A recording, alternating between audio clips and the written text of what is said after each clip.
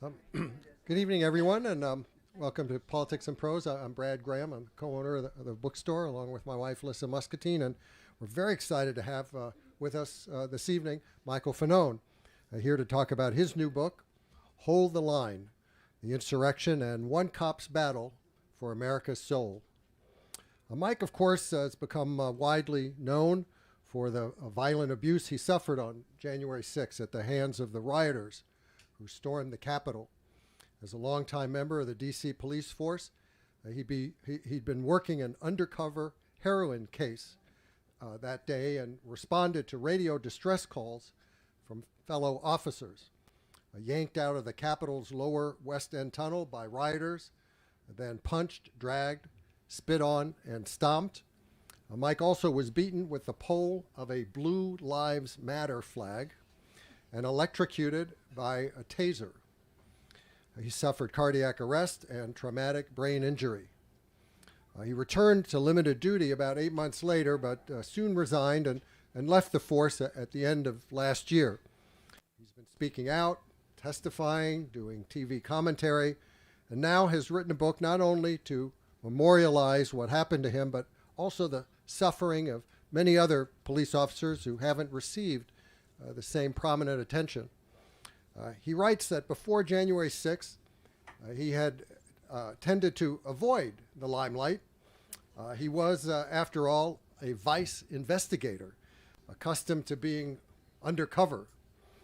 He didn't tweet or post on Facebook or Instagram, but now he's emerged as a forceful advocate for fellow officers and for fixing much of what he sees as wrong with our political discourse, with Donald Trump and other Republican leaders, with the nation's approaches to law enforcement and other topics. Mike's book, Hold the Line, is like him, plain-spoken and direct. And I suspect this evening he won't be holding back. I have reminded him this is a family bookstore. He'll be in conversation with a Democratic member of the House of Representatives who also has no problem expressing himself. Since 2013, Representative Eric Swalwell has represented California's 15th congressional district, which encompasses a large portion of the East Bay. He's the son of a retired police officer and a former prosecutor, and he has filed a lawsuit against Trump and several allies seeking damages for inciting the January 6th attack. Now, Eric also wrote a book, Endgame, which was an inside account of the first Trump impeachment. It came out 2 years ago as the pandemic was spreading. So unfortunately, we couldn't host him in person here at that time, but we're delighted to have him moderating today. So, ladies and gentlemen, please join me in welcoming Mike Fanone and Eric Swalwell.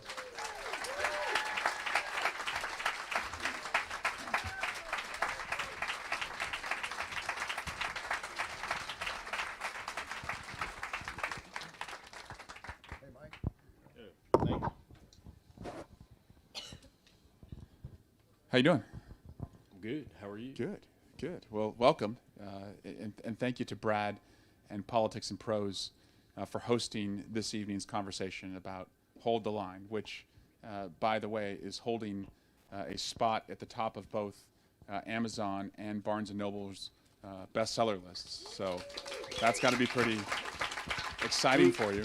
Who would ever thought? Yeah. Who would have ever thought? You all have also submitted a number of interesting and important questions, and we're going to get to those questions. But as I was going through those questions, I thought I'd start with one of the audience questions, because I think it gets right to the essence of what happened on January 6th and who you are. Is there anything that happened that day, if you could change it, that you'd go back and change? If you could go back to January 6th, the morning that happened, knowing what you know now, what would you have done differently? Nothing. Yeah. Absolutely nothing.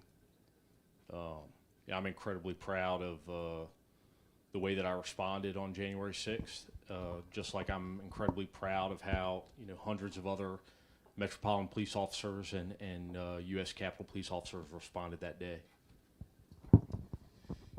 Before you responded, did you have a sense that week that something like this was going to happen, or were you so into your duties, as Brad mentioned, as a undercover narcotics officer, that it was out of sight, out of mind? Well, I mean, I was certainly aware of the potential for violence on January 6th. Yeah, I'm an American. I don't live underneath a rock. I saw, the rhetoric that was being used by the former president and a lot of his allies. And as a police officer, I know that, anytime there's a demonstration, there's always potential for violence. But in addition to that, my department, or former department, Metropolitan Police Department, took a lot of steps that were,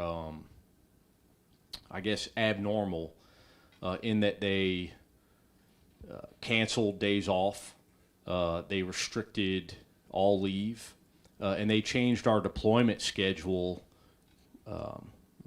almost as far as a month in advance of that event for the entire week. So it was clear to me that, while specific intelligence was not disseminated to the rank and file guys, which is not out of the ordinary, it was clear that, at the executive level within our department, they recognized that there was a strong possibility of violence that day. Now, MPD was not the first law enforcement department you worked for. Correct. So I joined the U.S. Capitol Police shortly after 9/11. I think, like many Americans, I felt like a duty to serve after the terrorist attacks on the World Trade Center and the Pentagon. And the first department that hired me was U.S. Capitol. Now, when I got there, I realized pretty quickly that while I love law enforcement, U.S. Capitol Police was not the career for me. And so after about a year, I lateraled to the Metropolitan Police Department, which everyone here I think knows is the more traditional law enforcement agency in Washington, D.C. If you call 911, we're the ones that respond. So had you been to the Capitol, like on the grounds, in the building, since you'd left, like 20 years before? No, I don't think I had, to be honest with you. There wasn't a lot of love lost between me and the Capitol when I left. I've said a lot of times, like, I didn't hold politicians in the highest of esteem. And to be honest with you, like, I tell people all the time, Eric is my friend despite the fact that I truly disagree with the way that he earns a living. And despite the accusations that you take about, being, wired in with Speaker Pelosi or the Democrats, or you're a puppet for Pelosi, you often, more often than not, text me, jam me up about whatever dumb idea the Democrats have or something we're doing that you don't like. Yeah, I mean, listen, a lot of that is just born out of the fact that, it seems like right now the Democratic Party is the only party that's interested in maintaining democracy. So when I see the Democrats doing things that I think are stupid, I want to, make sure that they understand that this is stupid and it's not helping you guys, in your pursuit of maintaining democracy in America. So you show up at the Capitol, and I see at least one Capitol Police officer who was there that day in the back, Officer Dunn, Harry Dunn. Thanks for supporting Mike. So you show up at the Capitol. Oh, yeah, there's Danny Hodges. Oh, there's Danny Hodges in the back. Thanks, Danny.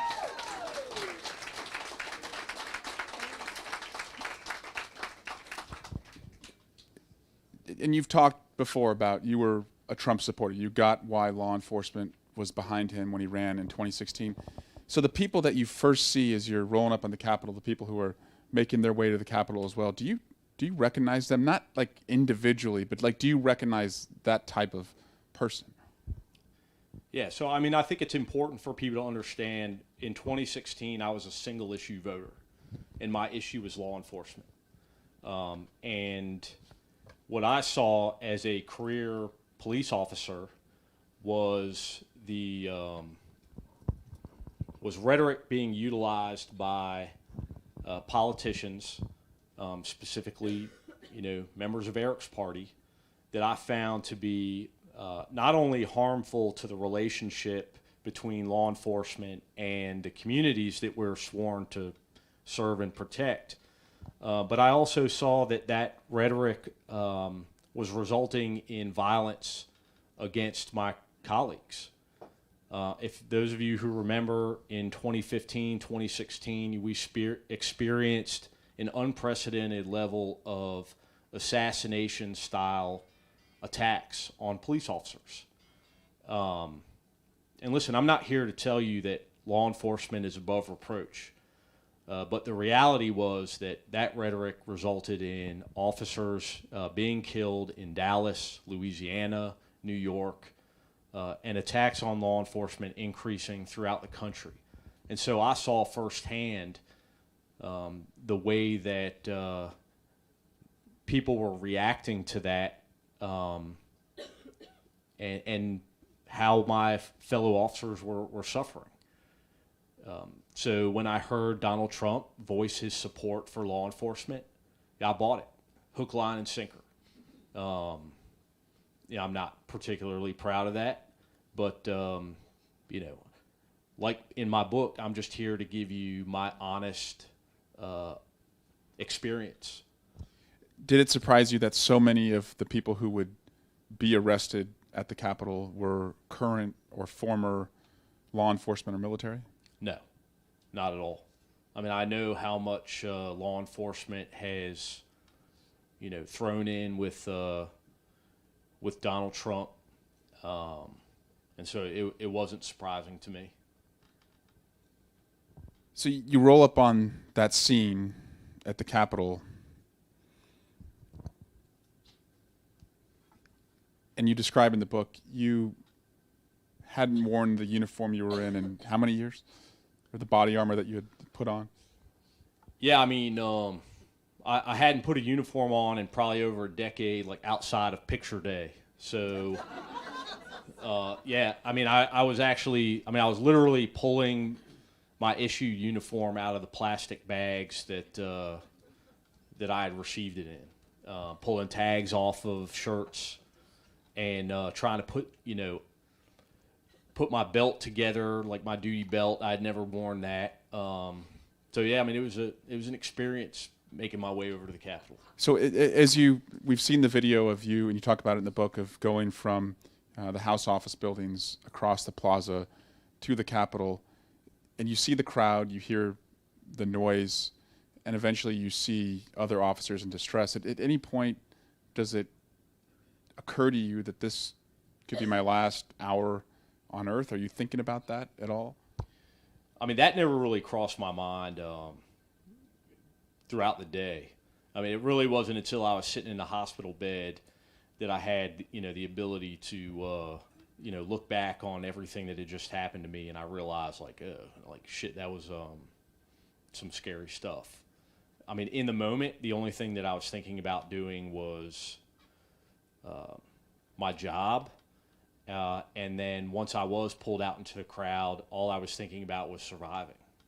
Were you getting messages from family members prior to you going into the tunnel? Were family members reaching out to you, like, I hope you're okay, or what's going on over there? Like, what was your just kind of frame of mind from the people that you cared about the most as you went over to the Capitol? I mean, the last person I had a conversation with outside of a coworker was my mom. I left her house that morning, and I think clearly she was concerned, but I didn't check my phone until I was laying up in the hospital. It was just like any other day. I was just hyper focused on work, like what was I going to do that day, and that particular day it happened to be responding to the Capitol.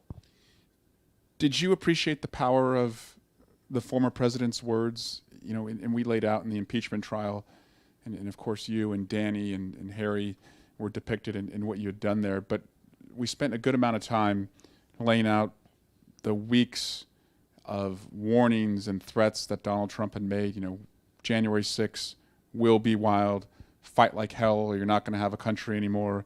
All of the rhetoric that was coming from him. Did you fear that this could have been the outcome as you were thinking about that day? No. I mean, at that point, I thought, Donald Trump was like unhinged. He was unraveling. I thought he was kind of a clown. I thought that the people that spoke that day were ridiculous. It was comical to me to see, Rudy Giuliani go up there and talk about trial by combat. It was like, if SNL did a parody of that, they would have, they would get their ratings back. It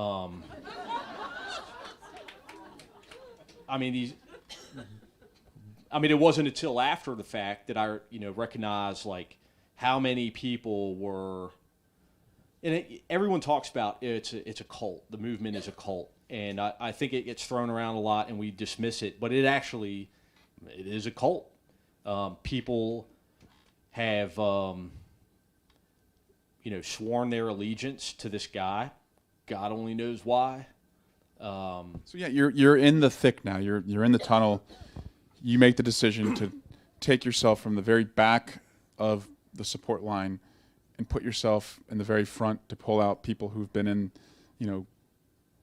medieval-like blows for over an hour. At that point, did you appreciate, as you said, like these people feel really passionate? What is it like to be face-to-face with someone who is there because they think the election was stolen? Like, was that a shock to you that they felt so passionate and were so violent? In all honesty, the politics of that day played no role in what I was doing or what my motivations were. It was all about, my response there was not about defending democracy. It was not about defending, all due respect, members of Congress. It was about responding to distress calls from fellow policemen who were screaming out that they needed help. And I, in good conscience, could not just sit there and not do something. So I went to the Capitol. Again, it was clear that these insurrectionists were motivated and intent on, doing violence, making their way into the Capitol and preventing our elected representatives from certifying the election.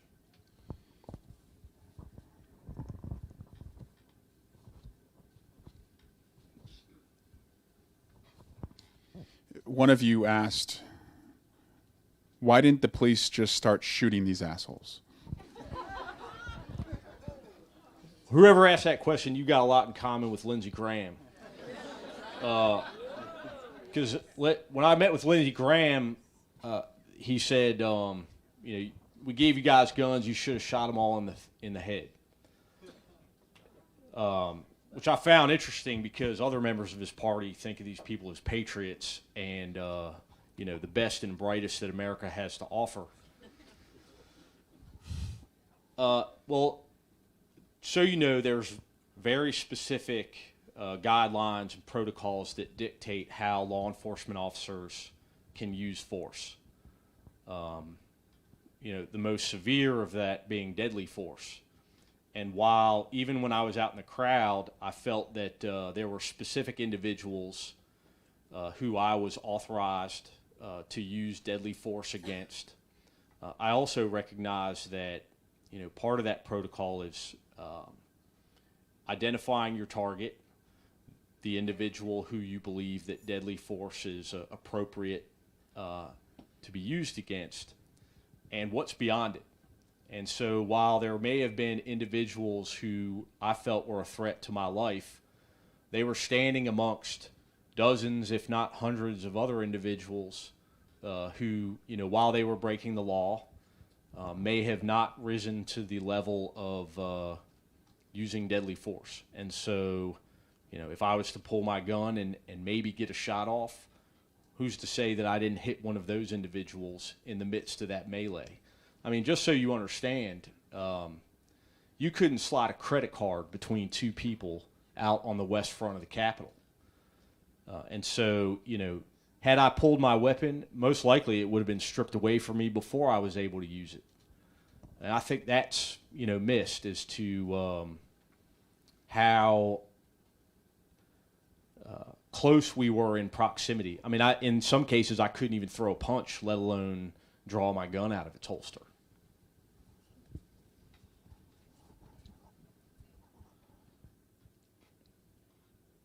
Eventually, you're taken to the hospital. As Brad mentioned, you had learned that you suffered a heart attack. You had been electrocuted by one of the cattle prods. Bear maces in the air. When you came to and woke up, who was the first person that you reached out to, and what were you able to tell them? To be honest with you, I vaguely remember. I think the first person that I reached out to was my mom. I had Jimmy, my partner, who was had driven me to the hospital, despite the fact that he probably should have been driven to the hospital himself. I told him, like, hey, you need to call her, and just so I can let her know that I'm okay. I'm sure my family is, probably pretty concerned. That's the first phone call I remember making. In the book, you say, how we've avoided an epidemic of law enforcement suicides in this city is a miracle. At the MPD, a dozen officers had voluntarily turned in their weapons, fearful they might take their own lives, and we later learned that some of them did. I certainly knew that feeling. Can you talk about the physical, mental, and emotional traumas that police officers who were there on January 6th have gone through, and is there such thing as closure for what happened on the 6th as far as your physical and mental well-being? I think for me the most difficult was the denials of the realities of January 6th. I had a 20-year law enforcement career to prepare myself for the level of violence that I experienced at the Capitol that day. But as far as, the denials and,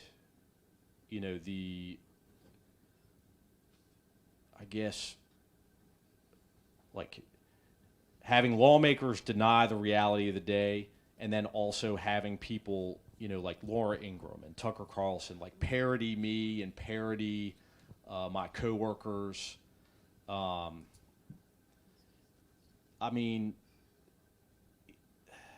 then to see us be, have the law enforcement community, the greater law enforcement community, pitted against the officers that responded to the Capitol simply because of, what we did. For me, that was too much to bear, and I think for a lot of my coworkers. I remember getting the most calls ever the day that Andrew Clyde said that it was just another tourist day at the Capitol. Probably 40 D.C. police officers called me up, guys I didn't even know, that were just so outraged. And, I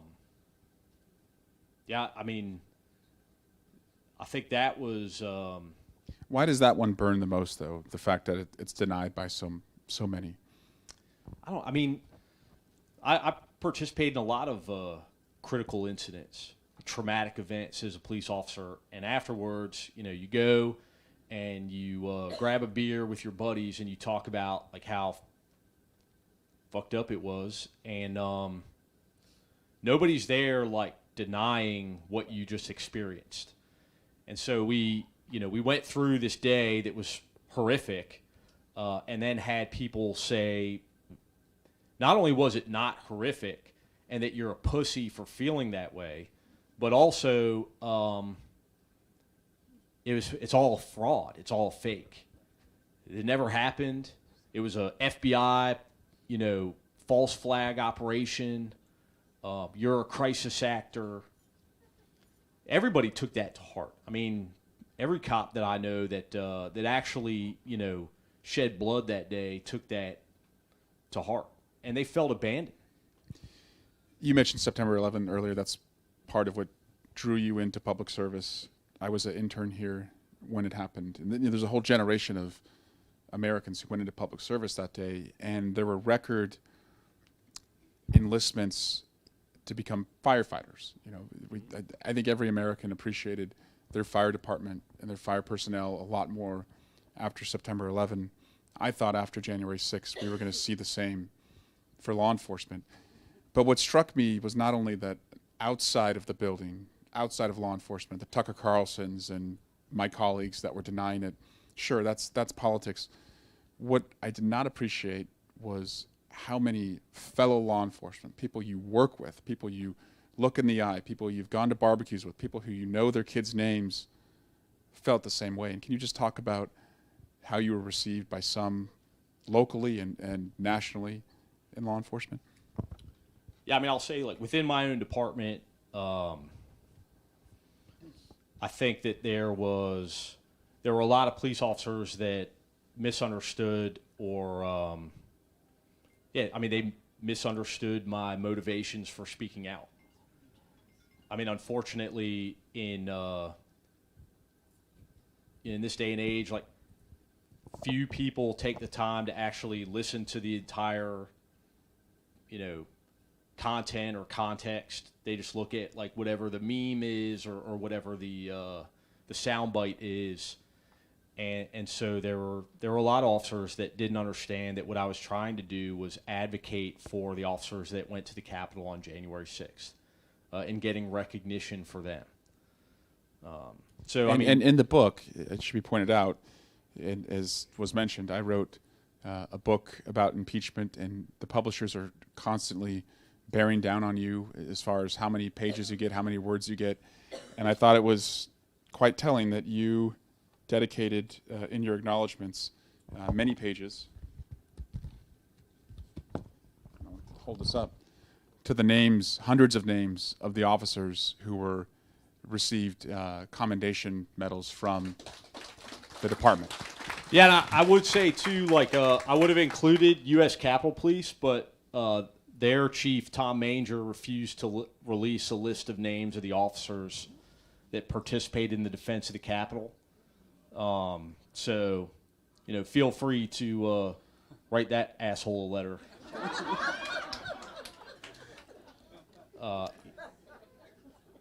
And at the end of the day, man, I mean, listen, I participated in a lot of different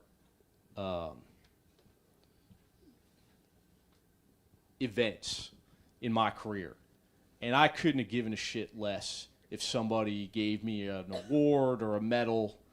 I mean, to be honest with you, I thought that shit was a joke. But at the end of the day, these officers need to be acknowledged. They need to be acknowledged. Their sacrifices that day need to be acknowledged. And it needs to be done in a way that is appropriate for the level of sacrifice that they made. Congress voted to award the Metropolitan Police Department and the U.S. Capitol Police the, the gold medal? Congressional gold medal. Yeah. And this is what I have to say about that, and I think that it is representative of what many officers feel. Institutions didn't do shit on January 6th. People did. Individual officers did. Many U.S. Capitol Police officers did in spite of their leadership, which I think is an adjunct failure, and they should probably gut that agency, at the executive level.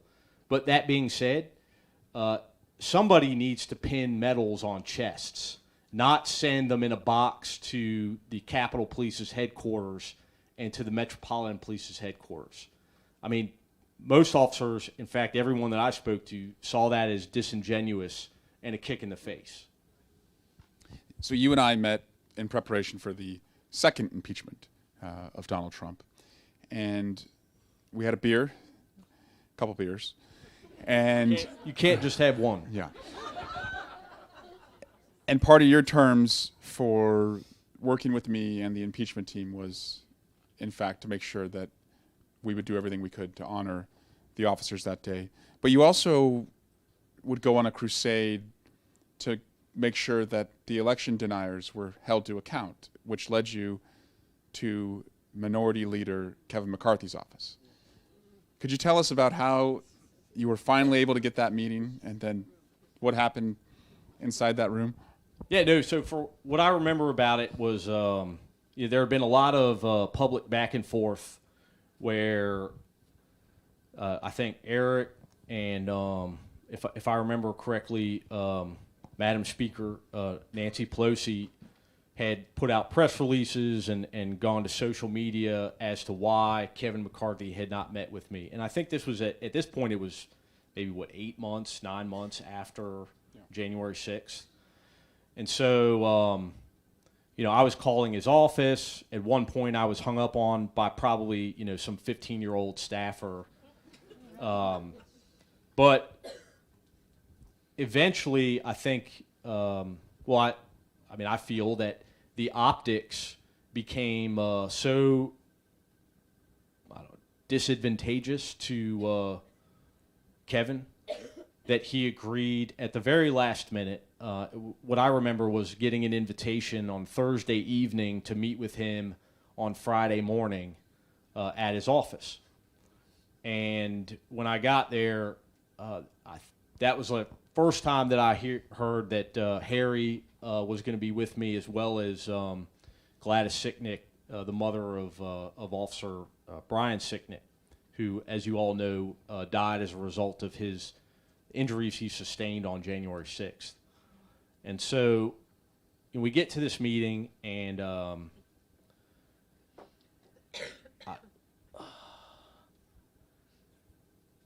I remember Kevin being Well, what did you want from Kevin? well, I wanted pretty simple things, I thought. I wanted him to denounce the members of the Republican Party who had either denied or mischaracterized the events of January 6th. I thought that was like a no-brainer.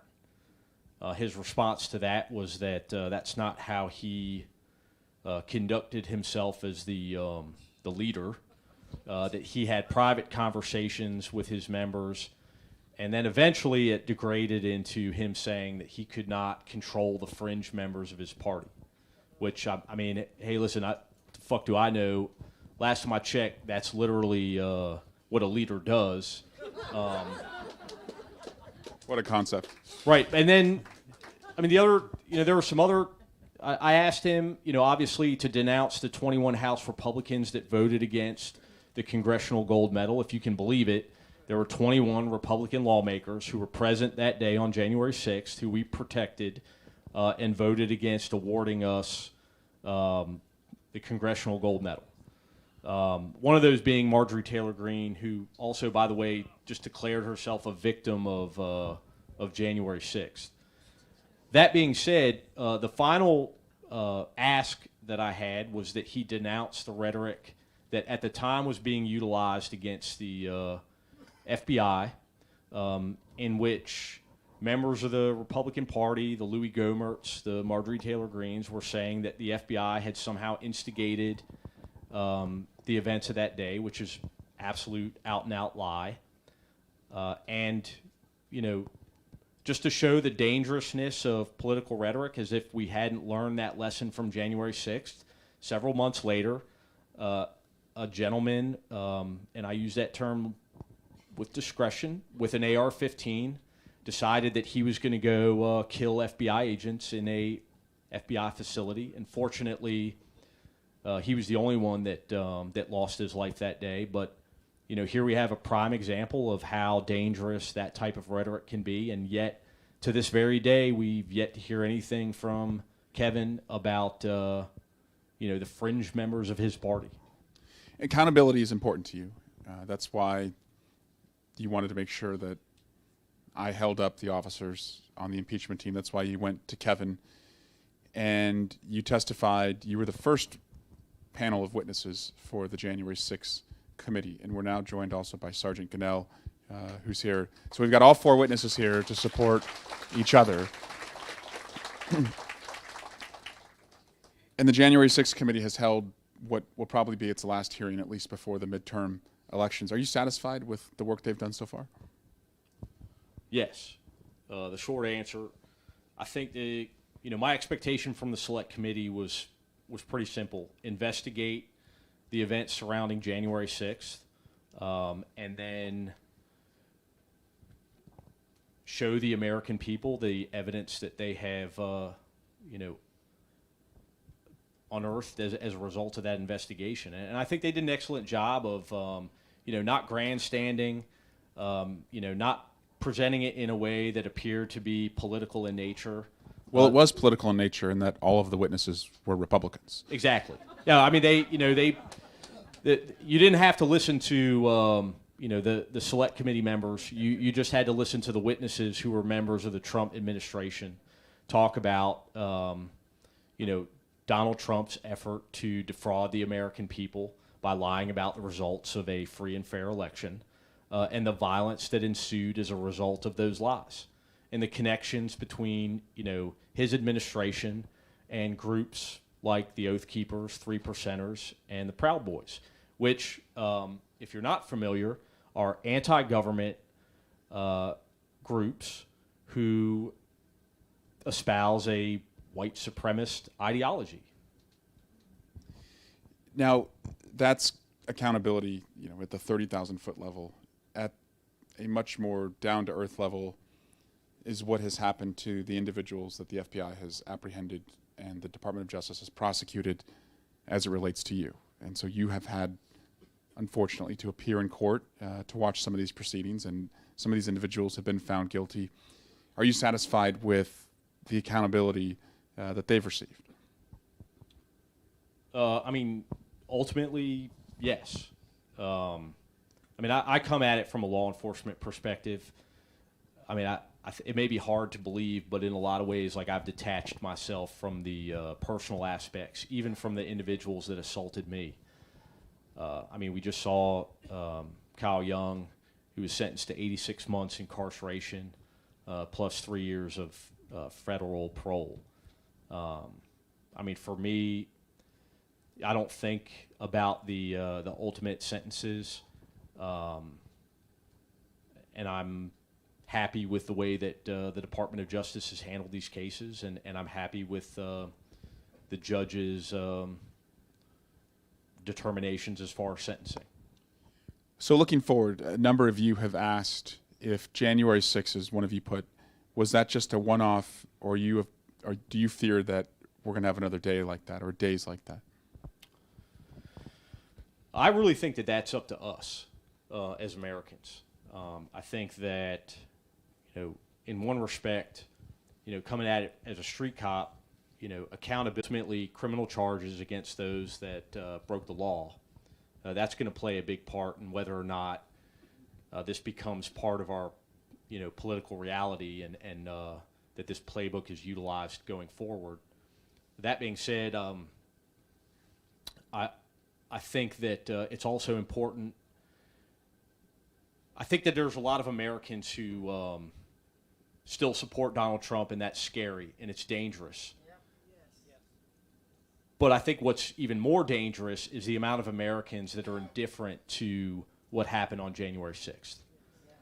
And the fact that so many are just more concerned with, what's going on in their own lives and their immediate, world. And that could be applied to a whole host of different issues. I talk about policing and police reform in my book.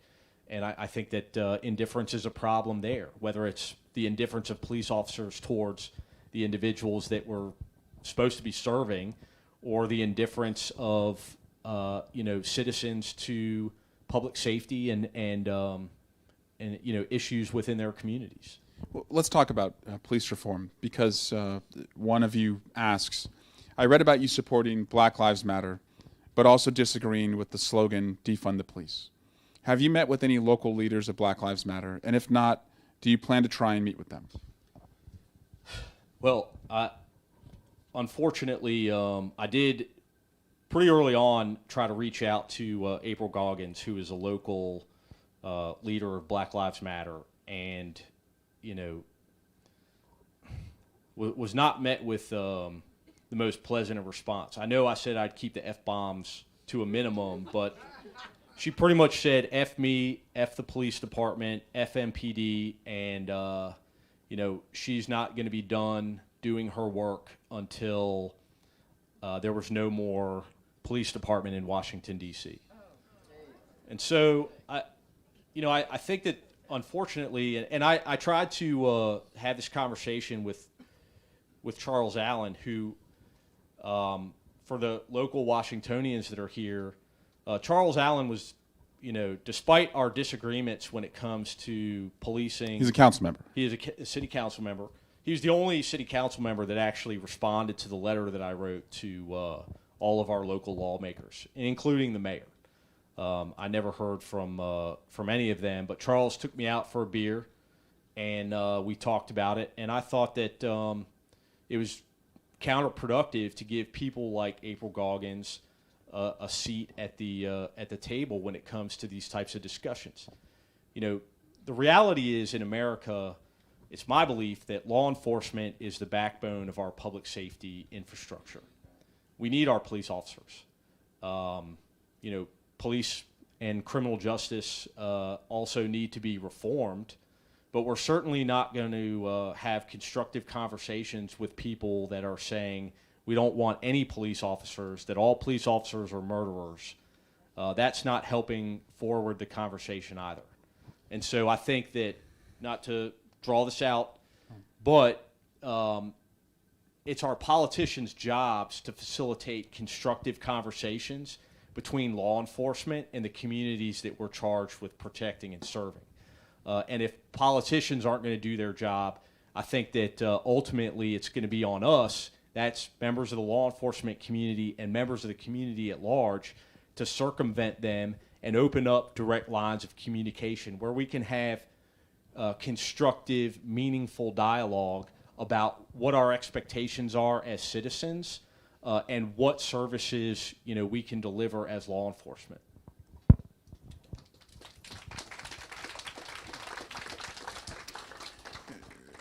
One of you asks if you want to see the members of Congress who blatantly lied about the stolen election to be held accountable or prosecuted for their role in January 6th.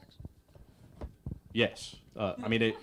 If you broke the law, this is America, you should be held criminally accountable for breaking the law. Nobody is above the law in the United States. The second part to that is I think there's a lot of members of Congress who may not have broken the law, but they're certainly morally and ethically responsible for what happened on January 6th. It's up to us. We are the ethics committee for American government. Vote them out of office. They should be held morally and ethically accountable for their lies. Can we talk about your tattoos? Sure. Have you gotten? Is that a real? Yeah. Have you gotten a new tattoo since January 6th? I've gotten a couple new tattoos since January 6th. What can you tell us about them? So I got my hands tattooed, and I pretty much like my whole life I've always had this mantra that I'll take the money, but these fools don't own me. And unfortunately or fortunately, I found myself repeating that quite a bit recently. With regards to my current employer.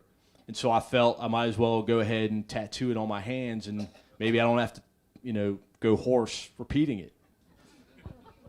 And you're talking about your contributorship, where you're now a law enforcement analyst. Correct. I'm appreciative of the fact that I have a paycheck, but, I would be violating my friendship with Sturgill Simpson if I did not bite the hand that feeds me. And if you want my advice, cable news is toxic.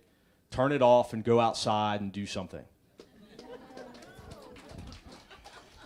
Well, in that vein, where can we find you on social media? We can't. You cannot find me anywhere on social media. And why is that? Well, I remember like at the beginning of the book writing process, I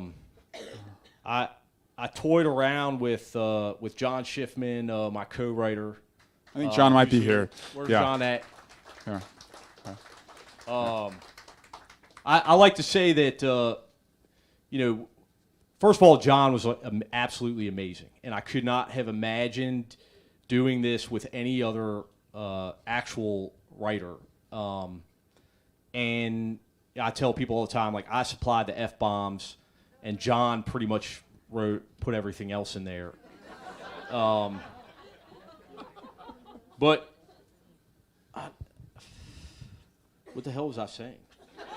Social media. Oh yeah. Yeah. No, we all came to the conclusion that it was a horrible idea for me to be on social media, and most likely I would have been canceled long before now, and none of you would even be here or have purchased my book. So, One person asks, and you do have some family here. yeah, they're all in the front row. Yeah. My mom, my dad, my stepmom, and my oldest daughter, Caitlin, is here, And who what- also needs to be off social media.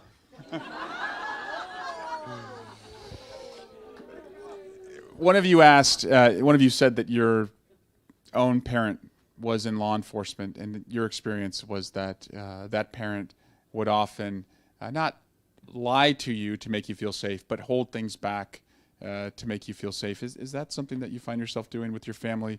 Just knowing what you know about how rough, certainly our democracy can be, how rough some parts of the city can be. I mean, when they ask you, dad, son, is this going to happen again?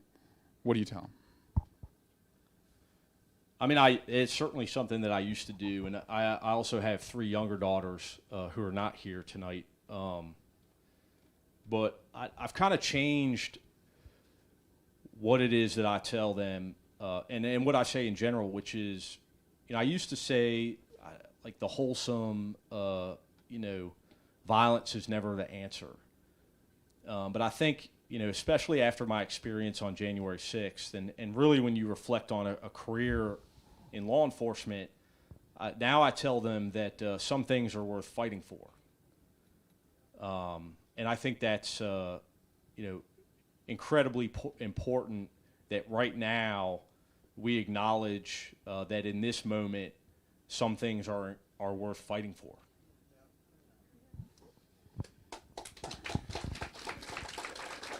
One of you asked if you think you'd ever be a police officer again.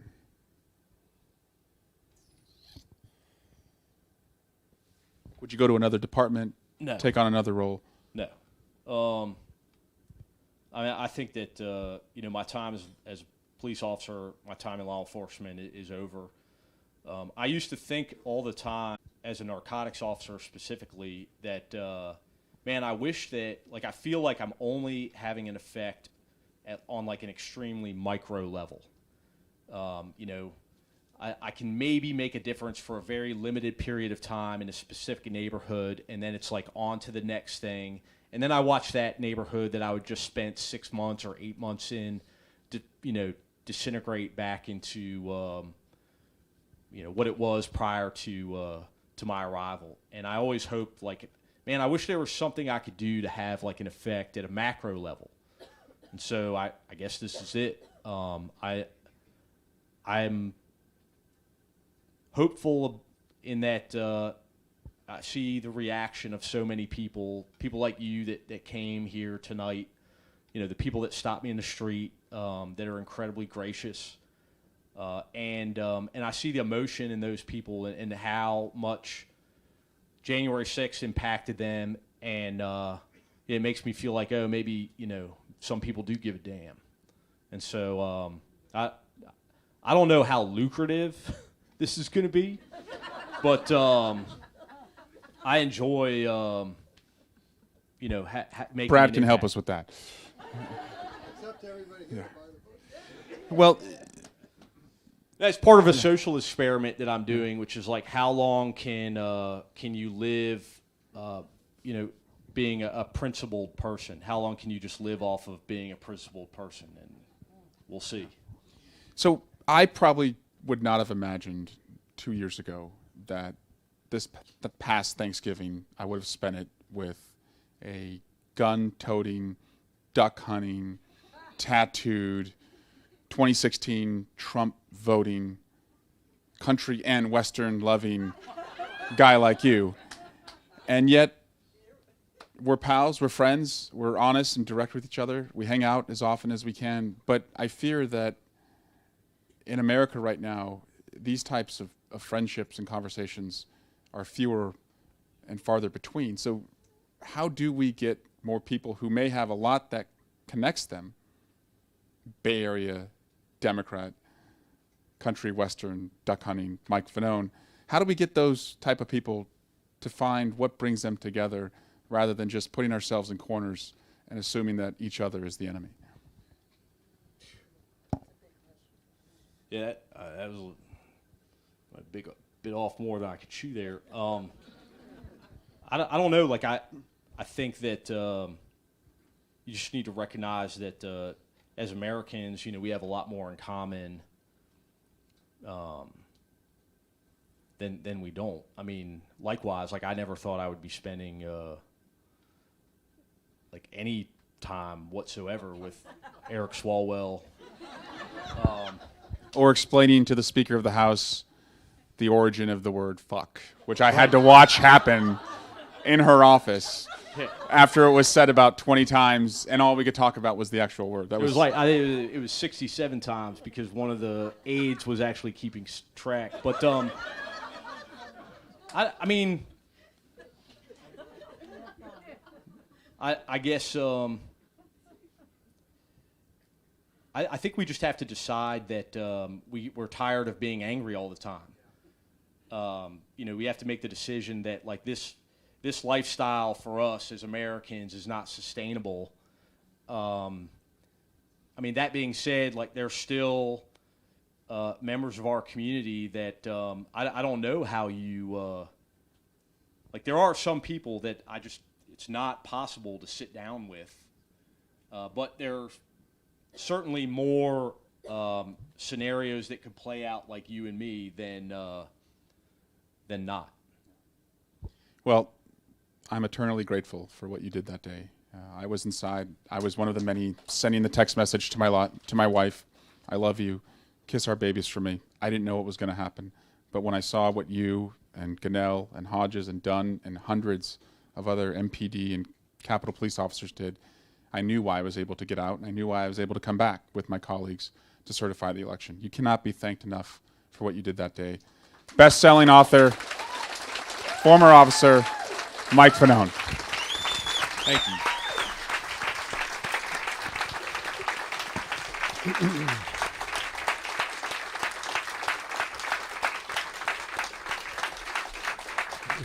So copies of Mike's book are available at the checkout desk. He'll be up here signing. Please form a line to the right of the table, and please fold up your